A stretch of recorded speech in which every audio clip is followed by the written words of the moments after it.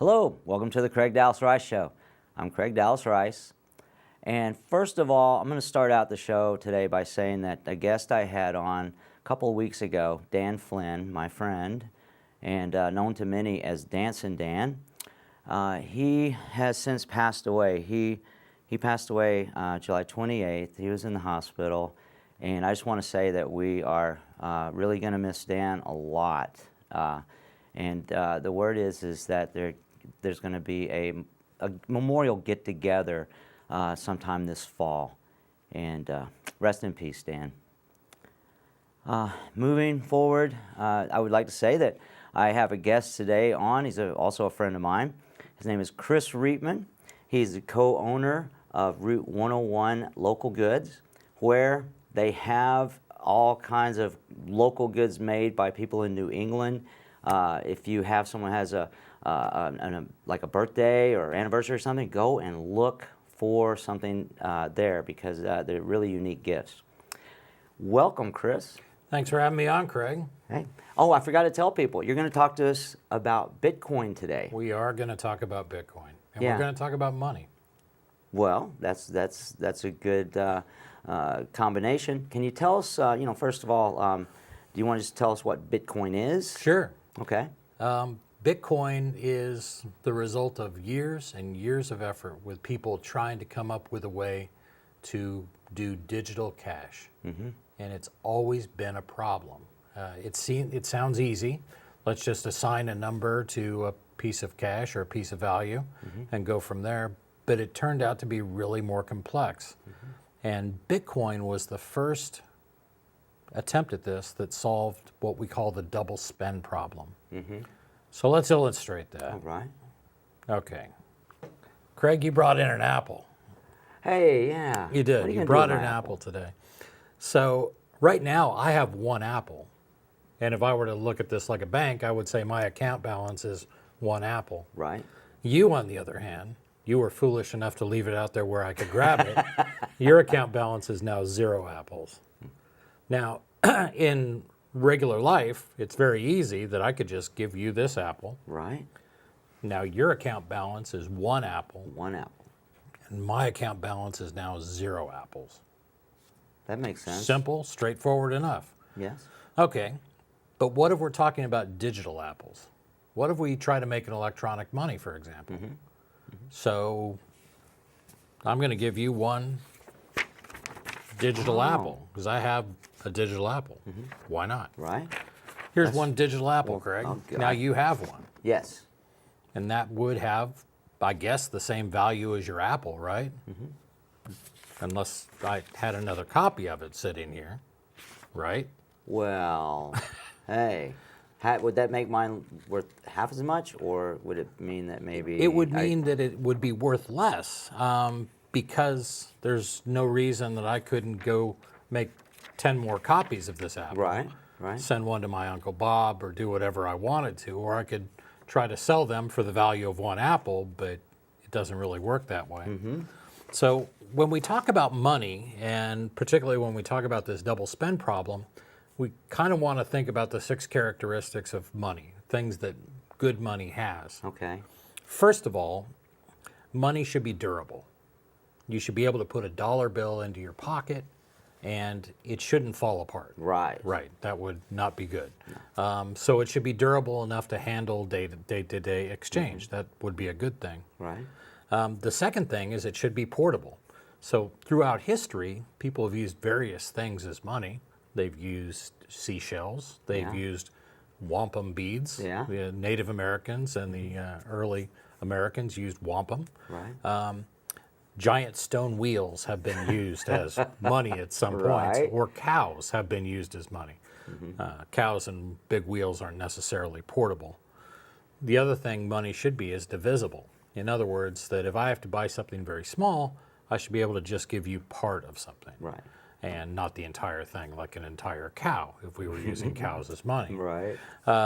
It should also be uniform. There should be uniformity so that it's easily recognized and people will easily accept it because it's recognizable. Right. There'll be a standard in, when we talked about gold, gold had a certain weight. Right. And that was a uniform standard for a piece of gold. And there should be a limited supply of money. If money is infinite, does it really have any value? So the comparison I like to use is if we talk about diamonds, diamonds are very rare. They're worth a lot of money. Right. If we compare that to grains of sand, which the world is Very filled common, with grains sure, of sand, yes. they pretty much have no value at all. So if money has some scarcity, then it has some sort of intrinsic value to it. Right. Did you already go through all the characteristics? Got one more. What's the The other? last one should be that it should generally be accepted by everybody. In other words, okay. it should be easy to exchange. It should be in demand. Right. So when we talk about this double spend problem, it's a real thing. Otherwise, people are just trading around copies of the same thing over and over. Right. And if we think about that, that's sort of what U.S. money, the dollar, really is. It's just electronic entries, and there's nothing that makes it scarce, but it does work well in everything, all those other characteristics we talked about. You mentioned U.S. Currency. I've heard the term fiat money. Yes. What is that? Fiat is a word that basically means let it be. So fiat means that a government has declared something to be money and just says there it is. There's nothing backing it up. Okay. And to some people, things like Bitcoin are the same way. There is nothing really tangible backing it up. Like I can't trade in one Bitcoin and get a gallon of oil. Right. Right. But the US dollar is the same way. You can't trade in a dollar and the Federal Reserve Bank won't give you an ounce of gold or something like that. So they are similar in that way. Right. What makes Bitcoin a little bit different is a lot of effort goes into creating Bitcoins, and actual work goes into it, and actual energy goes into it, and things like that.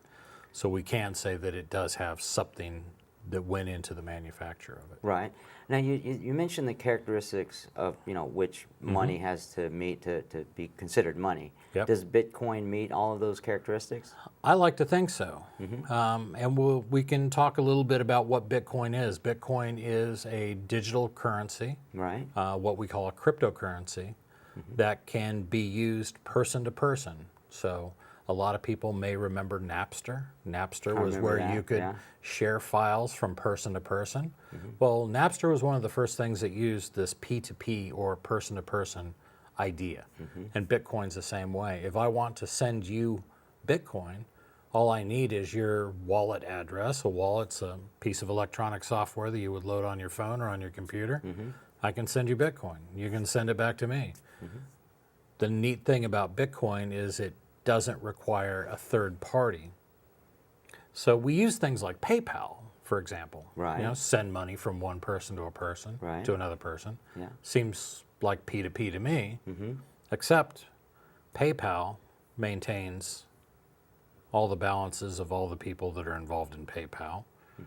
And it then works with banks that maintain their own databases of what everybody's account balance is. Right. And then maybe if you have a credit card tied to that, you're going through another party, which is a payment processor for credit cards. Right. So between my money getting from me to you, it may go through 7 or 8 or 9 different companies Right. just doing one simple PayPal transaction. The problem with that, and the reason Bitcoin continues to take off, is it eliminates not 3 of those middlemen or 2 of those middlemen. It eliminates all those middlemen. Right. That's what I understood. Right. That it's more direct. There's no, everyone wants a piece of the apple, so to speak. True. If you have a lot of layers. Right. Whereas Bitcoin or cryptocurrency in general, right, is like a straightforward from me to you or you to me. Yes. Okay. And that's key. So to us in the United States, we really don't mind that PayPal passes it off to 2 or 3 people. It might cost us a couple pennies or things like that. But you think about transactions that might take place in third world countries. Maybe your government says that, no, we don't allow you to make a donation to this charity. Oh, okay. Or maybe what you're supporting doesn't go with our state message that we want to put out. So what Bitcoin and cryptocurrencies can provide is a level of economic freedom Right. that otherwise does not exist. Yeah. You can also think about different products that may not be legal in certain areas. So one thing that I used to sell was a box that would encrypt all your internet traffic as it left your home. And this was useful in a lot of places that monitor all internet traffic. Right. You didn't want it, you could encrypt it and nobody could read it, including government. Could I sell that in North Korea? Probably. Would the North Koreans allow I doubt people it. to pay Yeah. for it? Right. The answer would probably be no. Yeah. So by providing a way for them to pay for things without involving the government or banks, that's important to me. Yeah, another thing that I remember, because I know a little bit about it, is that in certain countries, women are not even allowed sometimes to have bank accounts. Very true. And so it allows women to actually have an account of something that that's monetary on the internet. They don't have to go through a bank. Yep. And it gives women freedom in those countries. And it's not just women. The number of people that are unbanked, a term that we use to talk about people that either don't have access to financial services, Right. are not allowed to access financial services. It's hundreds of millions of people worldwide that fall into that category. Right. Here in the United States, we're seeing now, so we've had a number of mass shootings, for example, yeah. over the last couple years. Yes. Now we are seeing banks that are saying, well, you own a gun shop, so we don't really want to do business with you. Oh, I haven't heard So of that. even if there Yeah. isn't Wow. a law against something, sometimes businesses will just sort of make these moral choices on Right. their own. On their own, yeah. That also affects legal medical marijuana places in states. Even though it's legal, banks are not willing to take on the risk that the federal government might change something and make what they're doing Yes. illegal. Yeah, I have heard of that. That's Yep. right. Yeah. Yeah. Yeah. Is the crypto currently only used online? I mean, can you like you said something about a wallet? Mm-hmm. Okay, so if I had is it a physical wallet or is it a wallet like you said on your phone? How does this work? That's a good question. When we talk about Bitcoin, we can talk about different types of wallets. So the most common wallet that people would use would be an app that's loaded on their phone. And it will display their Bitcoin balance. It will allow them to send and receive money to anyone else in the world. Anyone else in the world, including across borders. Right. It's an interesting point because a lot of people may not realize that you go through a whole lot of paperwork if you try to send more than $10,000 even across town. Yeah. That becomes a flagged transaction. Or if you Okay. try to go to a bank and withdraw $10,000, you're going to be filling out paperwork for the federal government Right. just to do that simple transaction. Yeah. So wallets can be an app on your phone. Wallets can also be physical. So every Bitcoin address comes with two pieces. A public key that I can show to anyone in the world, and they can send me money, but they can't withdraw. Right. And a private key, which I'll never share with anyone at all, That wouldn't be smart. but allows me to withdraw my money or to send it and things like that. As long as I keep these two pieces separate, if I keep my private key secure and I keep my public key where anybody who needs it can see it, that's pretty much it. What it does is it puts the responsibility for the security of your money on you. So years ago, Barack Obama, basically said this about Bitcoin. I don't think it's a good thing if we have people walking around with the equivalent of Swiss bank accounts in their pocket. Why? Because the government doesn't know how much they have. What was he Exactly. worried They about? can't track transactions. Oh, okay. And where Barack Obama missed the point was it's not like carrying around a Swiss bank account in your pocket. It's like carrying around a Swiss bank in your pocket. Right. You right. have all the control, all Yeah. the responsibility, and no one else can see that. Right. So right. let's talk about our Apple a little bit more. Sure. Because we're talking about this issue with double spending and why just making copies kind of defeats the purpose. Right. one way that you could take care of this is you could, if you're selling digital goods or tracking digital goods, you could write them down in a ledger. So a ledger would just be a piece of paper that says balance of apples, Craig, 1 apple, balance of apples, Chris, 2 digital apples, or whatever it happens to be. And you could note the changes, just like we do in accounting. What is interesting with that is that that's pretty much how everything operates today. Your bank keeps a ledger with your balance in it. Right. That's it. Now, as long as we can trust our bank, we're good. But is there anything stopping a bank from, let's cook the books a little bit? Happens every It's our now and it's then. our I mean, word against your word, Mm-hmm. and sometimes it does happen. Sometimes it happens in markets. Sometimes it happens because people are unscrupulous, and sometimes it's just a mistake. Right. Right. Things get screwed up.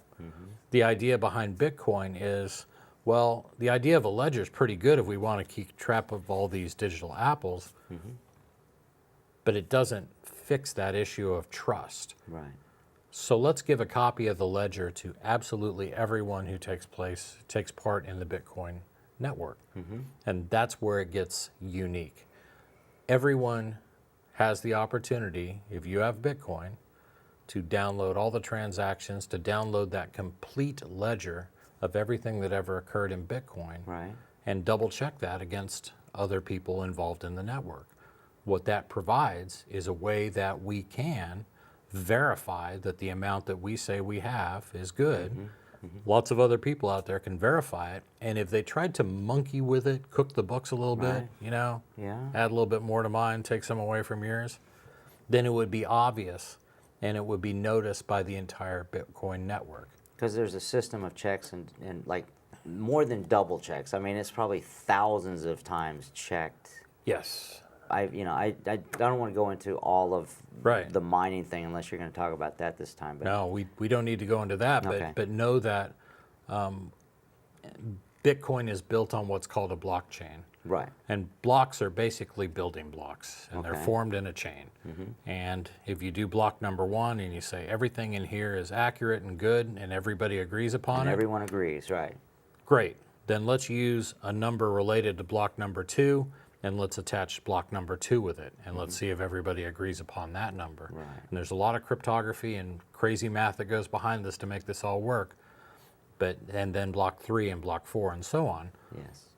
What this ends up being is this string of trust, this blockchain of trust that can't be messed with. Right. It cannot be altered and it cannot be changed. That's different. And that's why Bitcoin and the technologies that have come from it have really become very unique and doing things that cannot be done with our traditional systems. Right.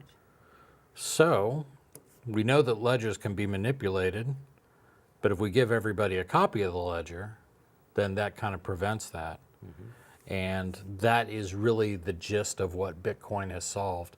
Before there was Bitcoin, there was DigiCash, and there was BitGold, and there were all these various attempts at coming up with this idea of digital money, money that could cross borders without problems, that Right.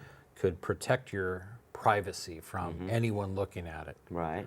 But not until Bitcoin did they solve these crucial problems like double spending, and another one which is called the Byzantine generals problem, which has to do with how do you verify that what is written in the blockchain is actually what happened. And it has a very elegant solution to that. And these are problems that have been in mathematics for literally thousands of years. Right. Right. But Bitcoin kind of addressed those all at Yes. once. I see. Kind of interesting. Well, the one thing I notice is that through the people who are involved with verifying, because not everyone does that, obviously. No one Correct. has. I mean, I don't have a computer that would be able to do that kind of calculation. But there are people that have invested in the system that they check it, and then if anything comes out different than what someone else does, then they know there's a problem somewhere. Correct. How often do problems?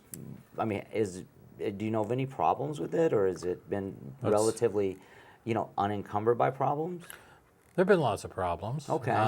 But what's nice is there have been no fatal problems. There have been no problems that would make anyone question the value. Okay, that's good. Or to do that. We get more of an impact when someone like Jamie Dimon, the CEO of JP Morgan Chase, says that Bitcoin's junk and you should never trade in it, and I'd fire anybody who ever did. Well, he's got a vested interest. He does. Surprisingly, he's also involved in blockchain companies. Okay. So it makes me wonder if Jamie Dimon's shorting Bitcoin. Oh, wow. But yeah, you do have that type of thing. The technology, because it's built around cryptography and math. You know, we like to say trust in numbers. Right. You can't. Math doesn't lie. Math either says one thing or it says something else. Right. There's no two different ways to interpret something like that. Right. So it's been pretty straightforward. You know what, let me stop for just a second. And I'd like to give our audience a chance to see some information for contact information. Oh, sure. Okay. And here it is. Route 101 Local Goods, located right in Keene on Marlborough Street, or Route 101 as some people know it. The telephone number's up there. There's something coming soon called Bitcoin Embassy. Yeah. Why don't you tell us just a little bit about that when we still have time? Sure.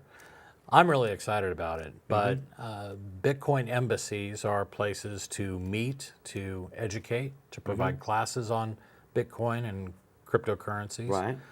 Currently, there are Bitcoin embassies in Tel Aviv, in London, in Paris, in Warsaw, Poland, Atlanta. in Buenos Aires, Georgia. I Atlanta, saw Georgia. that, yeah. Yep, they opened up this year, and soon Keene, New Hampshire. Yes. So this is a real nexus of cryptocurrency activity. And that's going to be at your location. It at will be Route there. 101 Local Goods. Yep. Right. It okay. will not be part of the main showroom. It'll be its own separate space, but we'll be doing classes and helping people learn more about what's changing the world. And since I know, I've been in your store many times, I know you have a machine that you can buy Bitcoin from right there.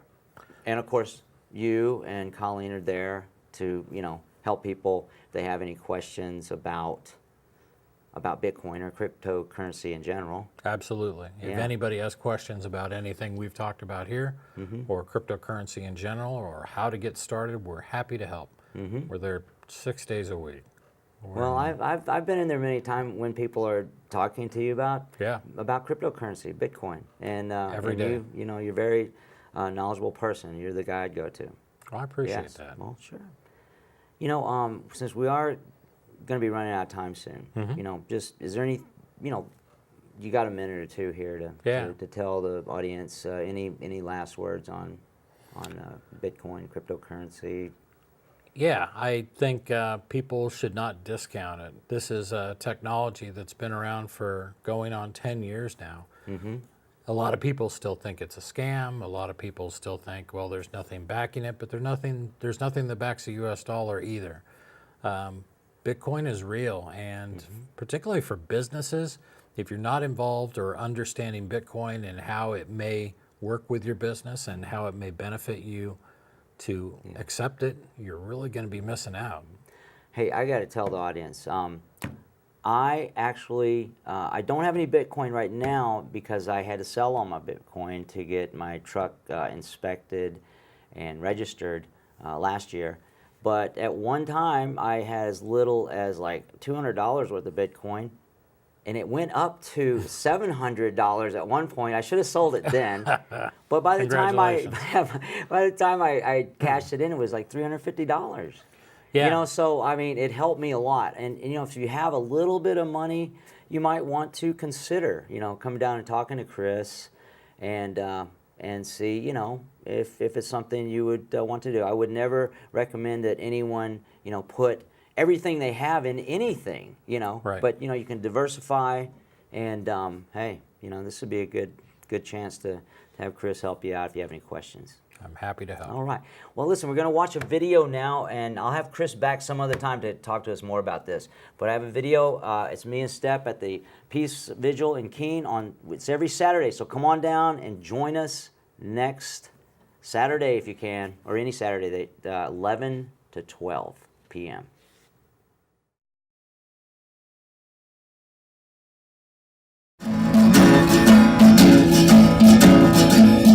Say you want a revolution, well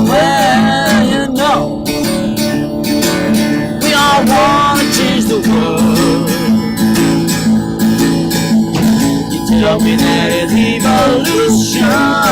Well, you know, we all love to change the world.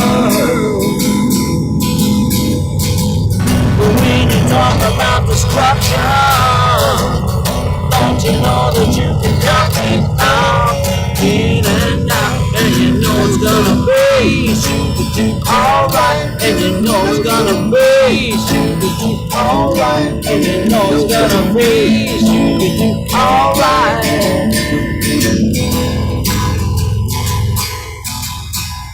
You say you got the real solution, well, you know, we all love to see the plan. You ask me for a contribution, well, you know, we're all doing what we can.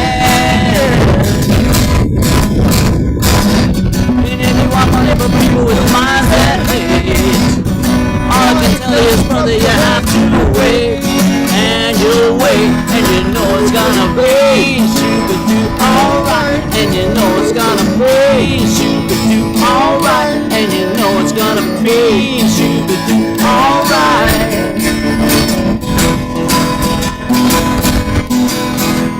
You say you change the Constitution, well, you know, we all love to change your head. You say it's the institution, well, you know, you better free your mind instead. And if your kid picks a chairman now, you ain't gonna make it with anyone anyhow. No, you won't, and you know it's gonna be alright, and you know it's gonna be